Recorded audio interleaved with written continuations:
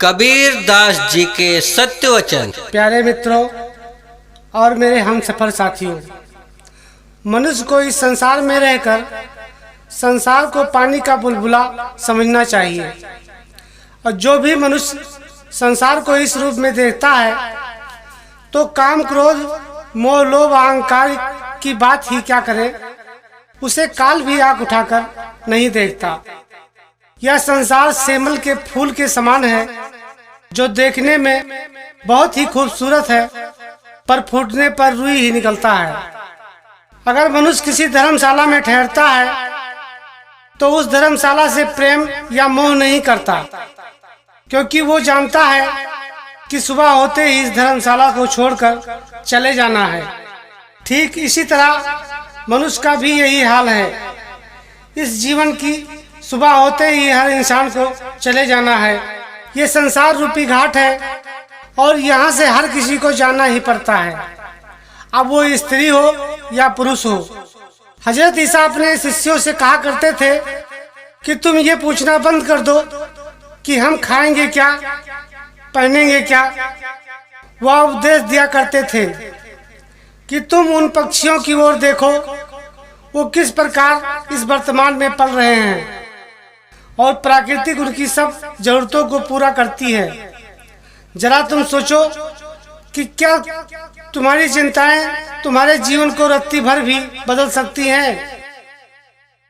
परमार्थ की सुध रखने वाले सभी महापुरुष तो यही कहते हैं कि हमारे पास केवल वर्तमान का ही पल है, तो हमें इस पल के बारे में सोचना चाहिए, क्योंकि एक एक पल हर मनुष्य के लिए बहुत कीमती है। जो अपने मिले हुए इस पल को नहीं समझ पाता, वो संसार को भी नहीं समझ पाएगा, क्योंकि इस संसार में आने वाले हर मनुष्य को ये जीवन मिला है। ये क्यों मिला है, किस लिए मिला है, इस बारे में एक बार जरूर सोचना चाहिए। 84 लाख योनियों के बाद ये मनुष्य का जीवन मिला है।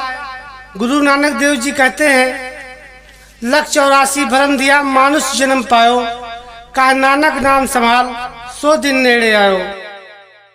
यदि मानव जन्म में अपने आप को नहीं संभाल पाए तो नानक देव जी कहते हैं कि फिर 84 सामने खड़ी है। कहते हैं कि मनुष्य जन्म पाके जो संतों के शरण में नहीं जाता और अपने अंदर छुपे हुए उस परमात्मा को जानकर उसका भजन नहीं करता, तरह तरह की योनियों का दुख भोगना पड़ता है। तो आप लोग उस एक परमात्मा को जानो, क्योंकि रहमान साहब कहते हैं कि एक साधे सब सधे, सब साधे सब जाए, और रहमान साधे मूल को तो फूले फले अघाए। तो आप लोग अपने मूल को जानो, उस सत्य को जानो जो आप लोगों को चला रहा है। जिस सत्य के निकल जाने पर इस शरीर में कोई सार नहीं रह जाता, सत्य निकल जाने पर ये शरीर शून्य हो जाता है। हे सज्जनों, ये जो समय बीत रहा है ये समझो बहुत अच्छा बीत रहा है। इसलिए समय रहते अपने आप को जान लो कि मैं कौन हूँ, क्योंकि इसी को जानने के लिए ये जीवन मिला है।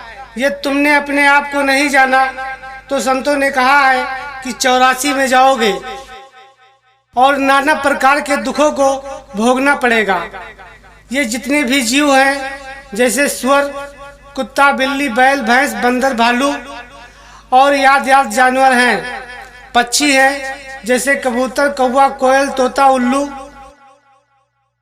इन सबको भी कभी मनुष्य का शरीर मिला हुआ था, पर ये अपने आप को न जानकर उस परमात्मा का भजन न करके संसार के विषय भोगों में अपने जीवन को गंवाकर चले गए। अब तुम मनुष्य हो और वो पशु पक्षी हैं। तुम में और उनमें सिर्फ एक ही चीज का फर्क फासला है कि तुम्हें मनुष्य की योनि मिली है और उन्हें पशु पक्षी की योनि मिली है, पर एक ही धागे ने तुम सबको पिरो रखा है। कभी ध्यान देना, जो स्वर तुम्हारे श्वासों से निकलता है वही स्वर उनके श्वासों से भी निकलता है। फिर तुम में और उनमें फर्क क्या है? आप ही सोचकर विचार कर देखो और इस बात को जरूर आजमाना कि ये स्वर एक ही है या दूसरा है। कबीर जागृति मिशन चैनल को सब्सक्राइब करें और बेल आइकन दबाना ना भूलें ताकि हमारे नए नए ऑडियो वीडियो के नोटिफिकेशन आप तक पहुंचते रहे।